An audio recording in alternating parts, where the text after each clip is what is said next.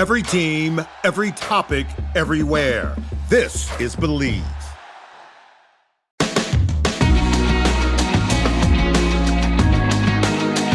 Hello and welcome to the Irish NFL Show. My name is Shane Brennan and thank you very much for joining us. A reminder before we start that, of course, the NFL Show is proudly sponsored by QuinnBet and is a part of the Bleav network. And regular listeners to the show will know that at the end of the last season, I sat back in the chair as we were doing a live watch along to week 17 and I said the New Orleans Saints are going to win the NFC South. And before we get to actually making our proper predictions for this season, I thought it'd be a good time for us to get a check-in on the ground as to what's happening in New Orleans. So I'm delighted to have Erin Summers, who is a New Orleans-based sports reporter and co-host of the Bleav in Saints podcast, joining the show today straight off watching the Saints in their practice this week. Erin, good to talk to you. It's great to be on. Thank you so much for having me. Obviously love talking to anybody over there from Ireland because Charlie Smyth has been such a joy to have here. So I love the connection that area has to the team right now.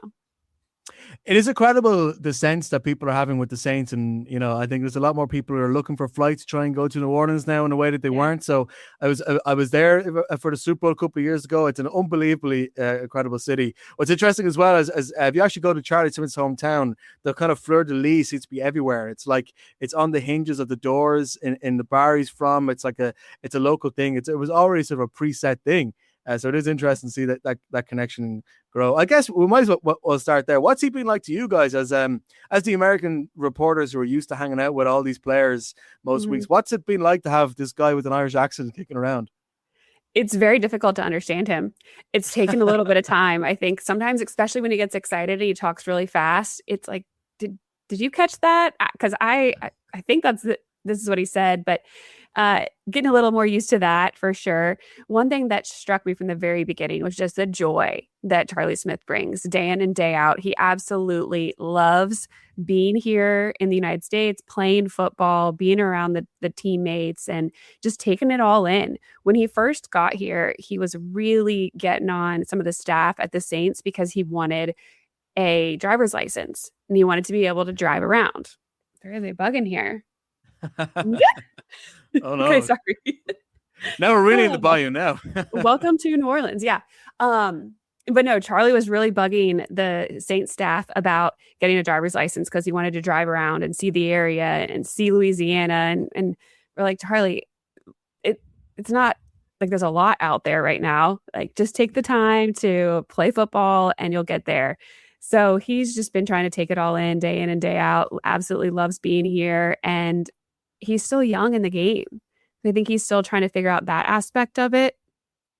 It's been a journey for him, but he's been able to really learn a lot in a short amount of time because he's come in with the International Pathway Program and was able to be on the roster without counting against the Saints for a roster spot. So he was able to be here the past few years. He's gone to a lot of camps and learned a lot about just the dynamics of the kicking game and how to become better, more consistent. And I think that's still the name of the game for Charlie. He's going to do everything he can, but he's trying really hard to make sure that he's somebody that the team can count on.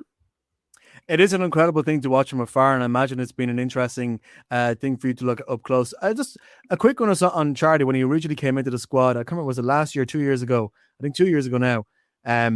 Did you genuinely think that he ever had a real chance, or was it, did you just sit back and say, oh, it's just this is just to tick an international box here? Did you really think he had a chance to ever have an opportunity to play NFL football?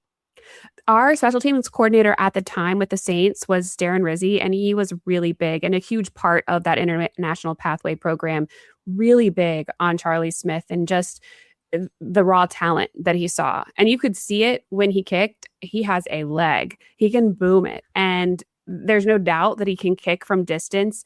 It is just the consistency factor for him and making sure that you can rely on him at every point on the field. He definitely handles high pressure situations well. You saw that in training camp when he got opportunities in the preseason to play. He had some big kicks and big moments, and he loves it. Like, he just eats it all up. I don't think he gets nervous per se. He just puts pressure on himself to perform well all the time, every day in and day out. But I always thought he had the talent, and you can still see it. He definitely has a leg on him, and it's just about kind of honing that in, again, being so new to the game. Well, it was around the time when he became the starting kicker last year that New Orleans went on a pretty good run at the end of the season, winning 4 of their last 5 games, 4 games in the month of December, I think I'm right in saying. And that's where the confidence I was referring to at the start of the show, that's where mine came from. Was when I saw that. I saw a lot of pieces working. I was like, imagine what these guys can do with an extra off-season of prep and a couple of different players come in. We'll talk specifically about a couple of players. And I know you were mentioning the Bleav in Saints podcast earlier this week that you and yourself and your co-host have a lot more confidence in the defense than the offense. We'll get onto that later on. But from a general standpoint, is there a feeling of confidence in New Orleans that at the very least the NFC South is there for the taking and this team can do it? Absolutely.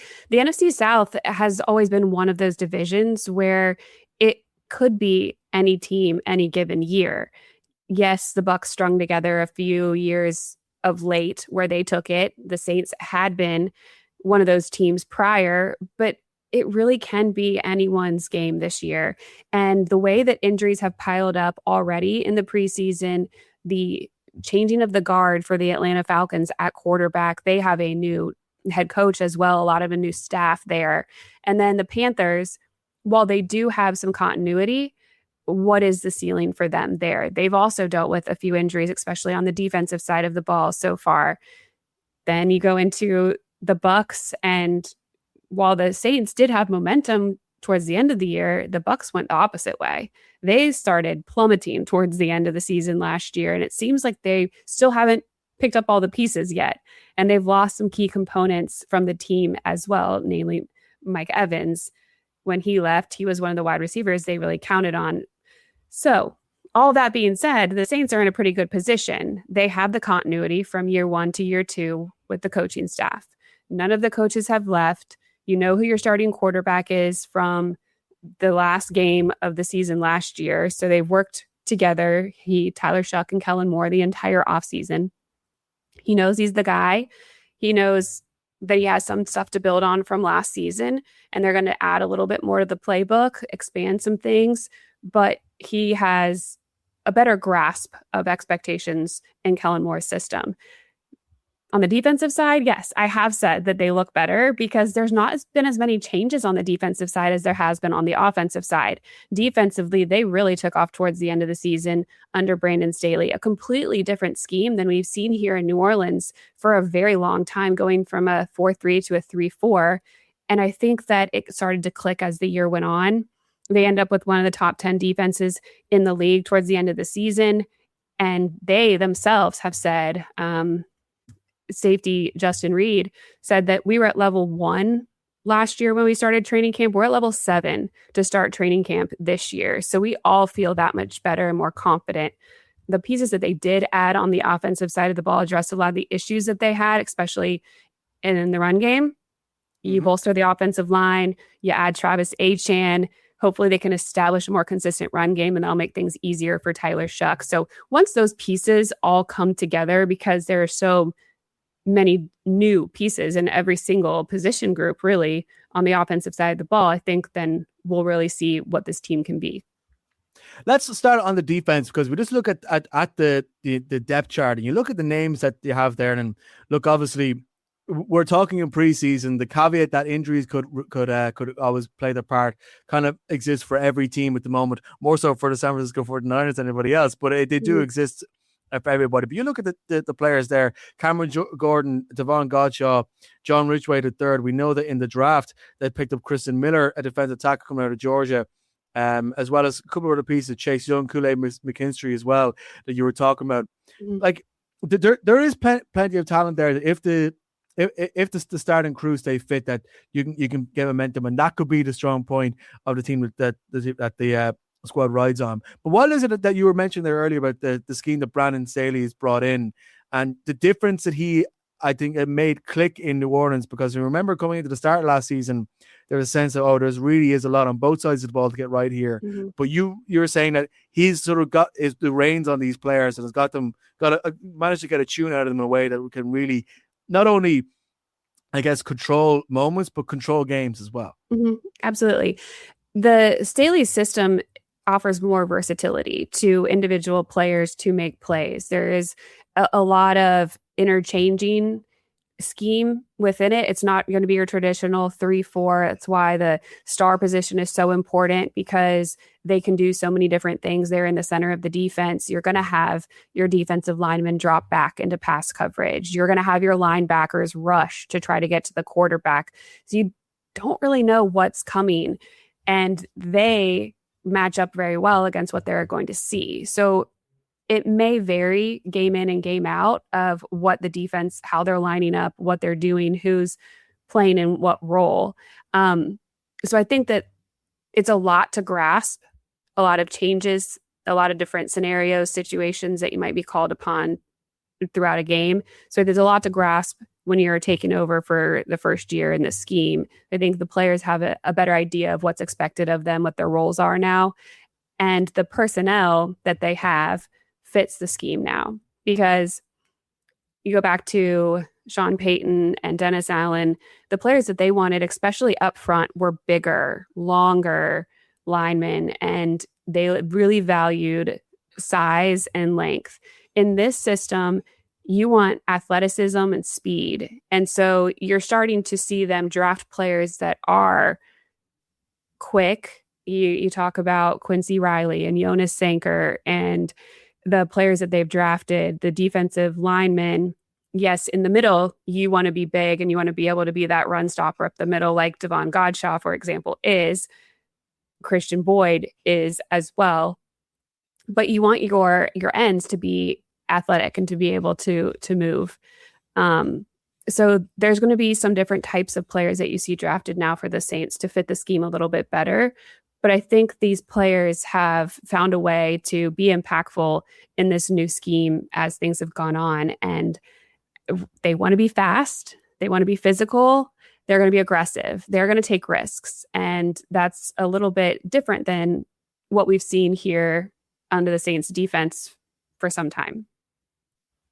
Yeah, I think that risk taker element is going to be an important way, because you take risks if you're confident, and if you're confident, you take risks. It becomes a positive cycle in a way. So it'll be interesting to see how that gets on once they do end up facing a very difficult week one challenge against the Detroit Lions. But that doesn't mean, week one is a good time to get a pressure.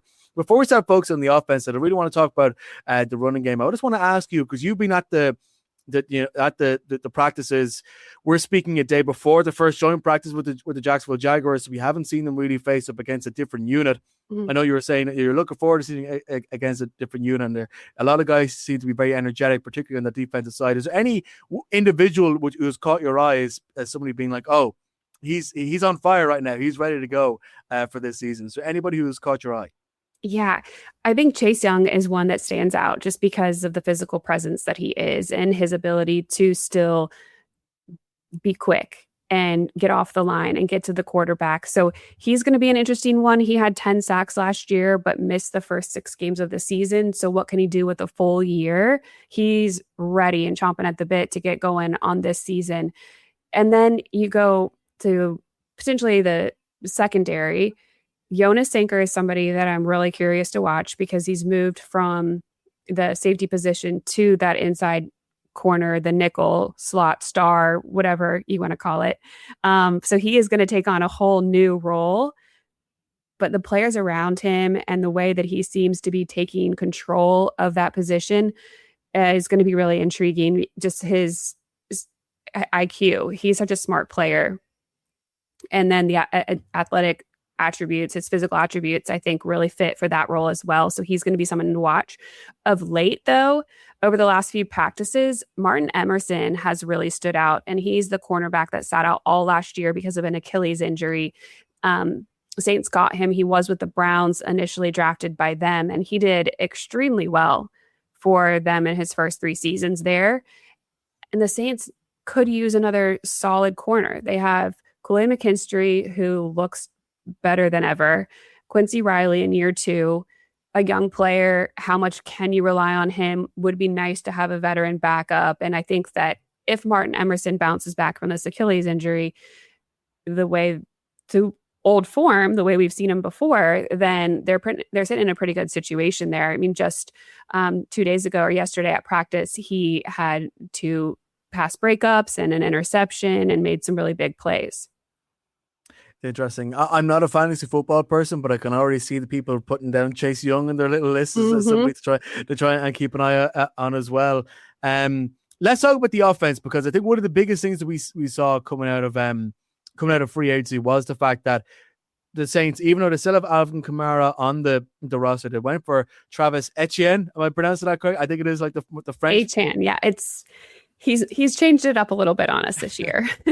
Yeah, it is funny whenever you see people be like, still like Etienne, and then like the producer always seems to cut in, but like, no, it's Etienne, it's Etienne. Yeah. So he's connecting back with his New Orleans route, I suppose, with the pronunciation. But that's an interesting double here. I think we all know what Travis Etienne could do as an attacking force, but it's the Alvin Kamara bit of it which I find intriguing, because we don't know how much juice he has left in him. I think I'm right in saying, was there a game with the win against Carolina near the end of the year where he had to take a lot more carries than usual? I think it was like 20 plus carries. He wasn't given the ball quite as much over the course of last season, but it'd be interesting. He's 31 years old, so he's not falling off a cliff age, but he's an age where we're not 100% sure what we're going to get out of him. So talk us through this running back unit between Kamara and Travis Etienne in terms of how they're looking and what way we can expect both of those guys to be used. Because I think I'm right in saying that on the official depth chart, they're both marked as RB1, but we kind of know, we kind of have a sense as to where the balance of power is going to be once we get started in the season. I think that the or that they're listed on in the depth chart it's Travis Etienne or Alvin Kamara. And I think that's just Alvin Kamara is a vet that's done a lot for your team. So you're going to put him as the or until the first game of the season, or maybe that's how we see it all year, because you're just going to honor him and what he's done for you, right? I think he's going to be utilized a lot. So whether he is quote unquote labeled as the first back or the second back, he's still going to get utilized. Travis Etienne, though, is the number one back for this team. He is going to get the majority of the carries. And Alvin Kamara has said himself that he likes playing alongside another dominant back, because we've seen him do that previously in his career. Alvin Kamara and Mark Ingram were a great tandem. They provided a little bit of different stuff on the field for your offense. And Alvin Kamara said over the past couple of years, he doesn't want all of the carries, and he doesn't want to have all of the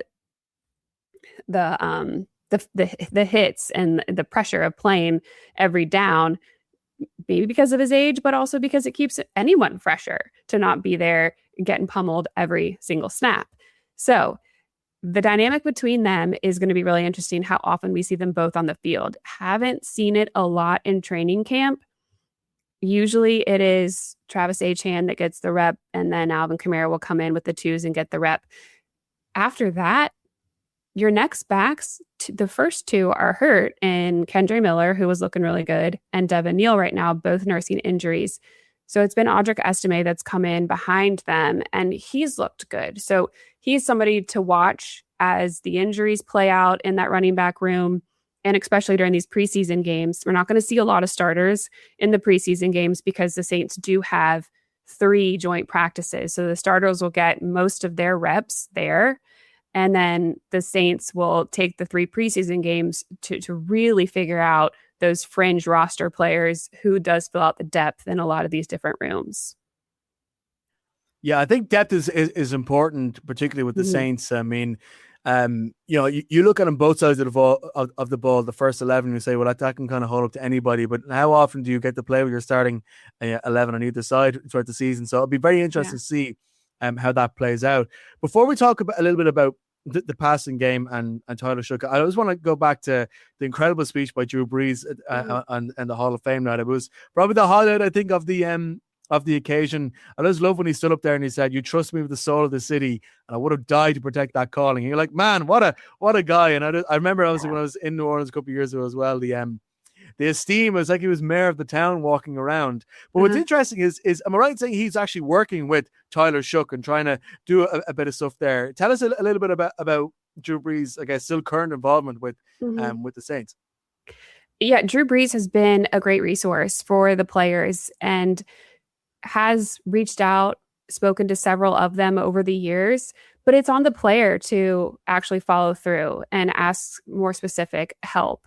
And Tyler Shough has done that. He has really utilized the fact that you have a now Pro Football Hall of Famer in your Rolodex, I'm dating myself, but in your cell phone contacts that you can, I never had one, but it's just a phrase, I mean, right? I always say file of facts, which is like the sort of UK and Irish version, but that's just because like it's something was on like a TV show my parents used to watch, Right. from the 80s, and it's still in the lexicon. These things just keep flying about. I'd no idea what one of these things looks like, Yeah, well, I'm glad that Tyler Shough is using wherever he has Drew Brees' phone number to call him and ask him for help. And so much so that he took a bunch of the wide receivers, tight ends, and running back, because Travis Etienne went to San Diego to work out with Drew Brees to get that one-on-one help from him and tips, because you heard it in his speech. He is such a good teammate. He wants everybody around him to be the best that they can be. And he really wants to serve his teammates. And it's not just about individual success. So he is happy to help other people. And for Tyler to utilize that resource was huge. And shout out to Tyler, because he paid for everybody's trip there. He paid for the travel, he paid for their stay, he paid for meals, and really took on a huge leadership role, a larger role with this team over the offseason to bring the players together and help develop that chemistry on and off the field, which I think is really key when you're trying to take another step forward, build off of the momentum that they had last year. But Drew's still around. He still comes to, I'm sure he'll be at a practice when the team is in California for a week. They'll be out there training before some of the games there. So he usually stops by practice and talks to everybody. He'll usually talk to the team together. And I know that he'll be back here in New Orleans a couple times. He is on the broadcast call now with Fox, and he's going to be inducted into the Ring of Honor. So he'll be here for that whole ceremony at halftime. I don't think he needs to give another speech.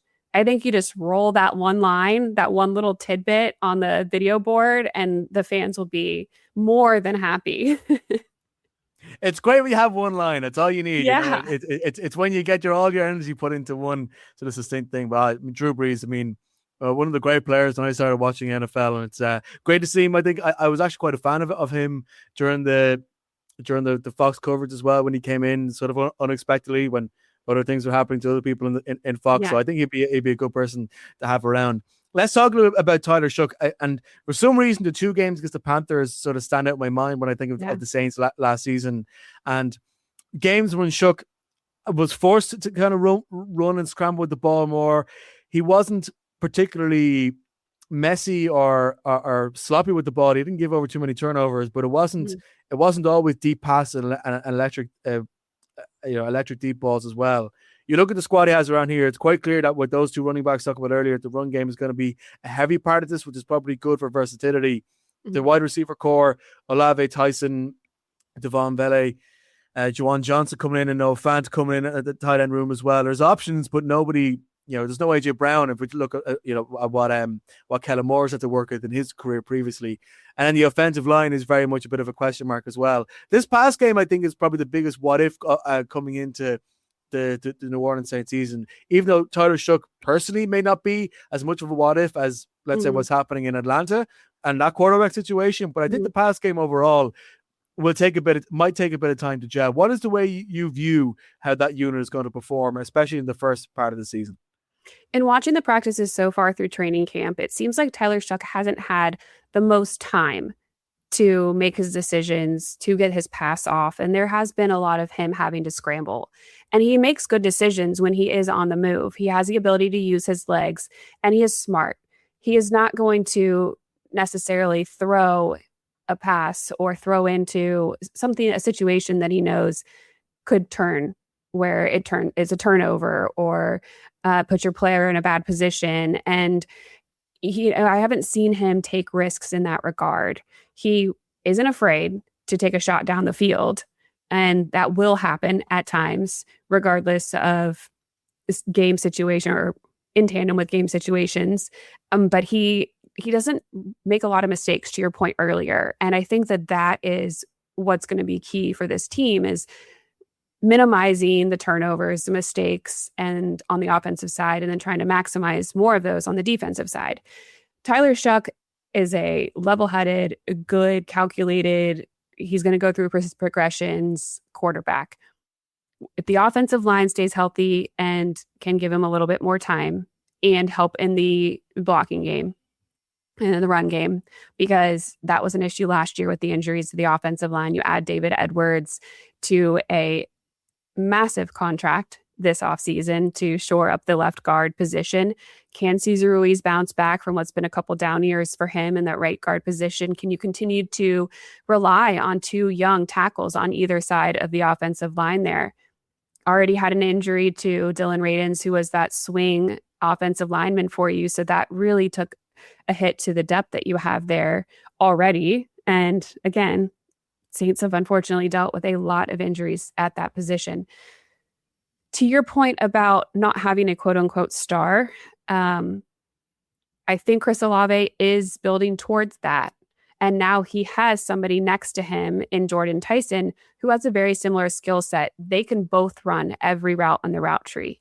And so now you're not having the defense completely focused on Olave like they were all of last season. You're giving them other things that they have to pay attention to. And we've heard a lot about this team lining up in 12, 13 personnel. So throwing a lot of tight ends at you, which is really difficult for a defense because they don't know whether they're in because it's a run and they're going to be used as a blocker, or they're going to be in the passing game and utilized in that regard. So we're going to see a lot of different offensive schemes thrown out there to help maximize what each of the individual players can do. Kellen Moore is really good about that, putting his players in the best position to be successful. It's just all about it clicking, because right now the timing seems a little bit off, and the chemistry, where people need to be when routes, the precise route running and things like that seems just a little bit off right now. Still early in training camp, but again, that's I think why the defense has looked so much better than the offense, because the defense is just rolling right off of what they did last year. The consistency's there. The personnel has been the same. That's brilliant insight. Actually, I'm glad to. It'll be interesting to see how that translates when the Saints get start going in the full regular season. I take your point about Jordan Tyson. Of course, it'll be very, very interesting to see how he will be working into that system. Picked 8 overall, and then to follow the fact that Oscar Delp is coming in there for those potentially for those extra 12, 13, 14 man. I heard somebody throw out and say that the Saints are playing 17-man formations, which I just thought was, was a great way of sort of putting how they think about this. But I'll be honest. The more we've had this conversation, the more I'm confident that my outburst last January that the Saints could and maybe might win the NFC South and maybe even go further. I don't feel that my confidence then is misplaced. But how do you feel? How do you feel about this? I mean, where is the ceiling for the Saints team in 2026 when you look at not only the other teams in the league, but just generally how this team can click as the season goes ahead? I've gone through the schedule a couple times, and I can see a way that they get to 10 wins. But some of those games that are going to be difficult have to go your way. You're starting off against the Lions, and then so in Detroit and in Baltimore, those are going to be 2 tough opponents. So if you can get a win out of one of those, that could help the confidence of this team, and it could go a long way. You're then going to have some games at home, some not as difficult opponents as you go on. I mean, the Giants potentially as one of those. But what I think is going to be interesting is where this team, how they respond, where they are when they do face a little bit of adversity. And I think that that's the key for every team. There's going to be injuries. There's going to be games that don't go your way or moments that don't go your way. And how do you come together and respond? And I think that during the offseason, the way this team has spent so much time off the field together to really get to know who they are and what will make the other person respond, how you can talk to it. It's really important to make sure you can reach your teammates when you need to in tense situations. So I think that they've really developed that side. And now it's about the X's and O's coming together, fine tuning the things on the offensive side. The ceiling and what they should be reaching for this year is winning the NFC South. I do think that that is a very reasonable expectation for this team. And that's their goal. They want to get back to the playoffs. So I think that when it's all said and done, 10 wins might be a little much, but you can win the NFC South without having to get there to get to 10 wins, and you can still get to the playoff that way. Yeah, that's very true. It was the 8 wins won it last season. So, as I definitely take your point. That 2-game start is definitely tough, going at Detroit and at Baltimore. And being paired up with both the AFC and NFC North is probably not the best way to go at it. But I think those AFC North teams might be more for the taking than people realize. Having to travel to Chicago in November, probably not a trip that everybody wants to make. But yeah. I could definitely see a path to 10 wins there. So look, I can't wait for the season to start. I can't wait to see them going. I can't wait to see the Saints in Paris to play against the Pittsburgh Steelers. I don't know if you will be coming across the Atlantic for that. I'm not sure. I do not have plans to right now, but you never know.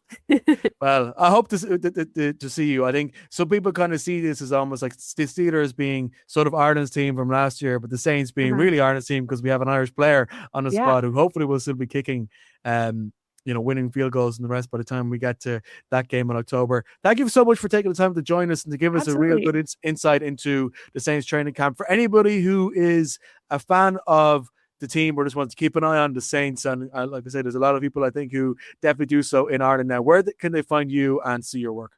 Yeah, on Twitter, X, however you refer to it these days, it is Erin E. Summers. So slide that middle initial right in between. You can see my name there at the bottom.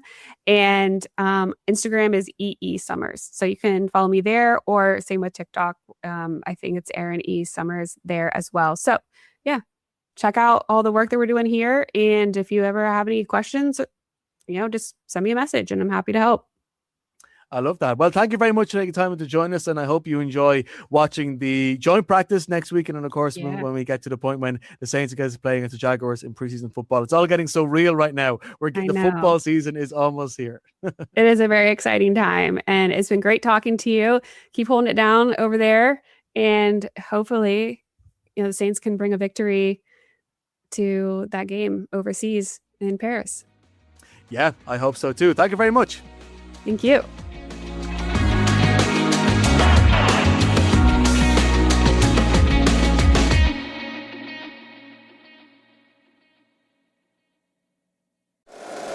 If you like the show, please take a moment to rate, review, and subscribe. It really does help the show to grow. Thank you for listening.